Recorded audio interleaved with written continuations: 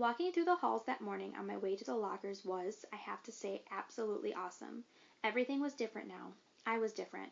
Where I usually walked with my head down, trying to avoid being seen, today I walked with my head up, looking around. I wanted to be seen. One kid wearing the same exact costume as mine, long white skull face, oozing fake red blood, high-fived me as we passed each other on the stairs.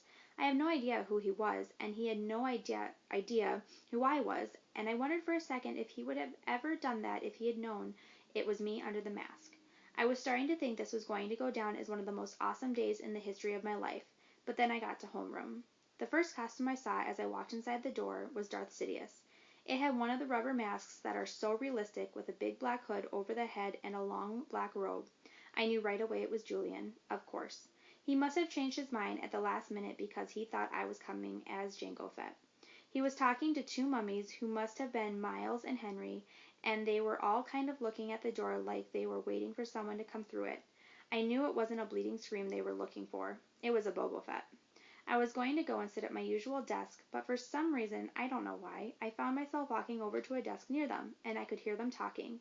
One of the mummies was saying, "It really does look like him, like this part especially," answered Julian's voice. He put his fingers on the cheeks and eyes of his Darth Sidious mask.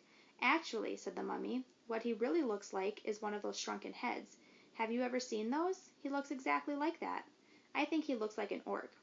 "Oh, yeah, if I looked like that," said the Julian voice, kind of laughing. "I swear to God I put a hood over my face every day." "I've thought about this a lot," said the second mummy, sounding serious, "and I really think, if I looked like him, seriously, I think that I'd kill myself." "You would not," answered Darth Sidious. "Yeah, for real," insisted the same mummy. "I can't imagine looking in the mirror every day and seeing myself like that. It would be too awful, and getting stared at all the time." "Then why do you hang out with him so much?" asked Darth Sidious.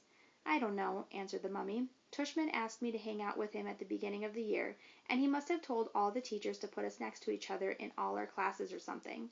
The mummy shrugged. I knew the shrug, of course. I knew the voice. I knew I wanted to run out of the class right then and there, but I stood where I was and listened to Jack Will finish what he was saying. "I mean, the thing is, he always follows me around. What am I supposed to do?" "Just ditch him," said Julian. I don't know what Jack answered, because I walked out of the class without anyone knowing I had been there. My face felt like it was on fire. While I walked back down the stairs, I was sweating under my costume, and I started crying. I couldn't keep it from happening. The tears were so thick in my eyes I could barely see, but I couldn't wipe them through the mask as I walked. I was looking for a little tiny spot to disappear into. I wanted a hole I could fall inside of, a little black hole that would eat me up.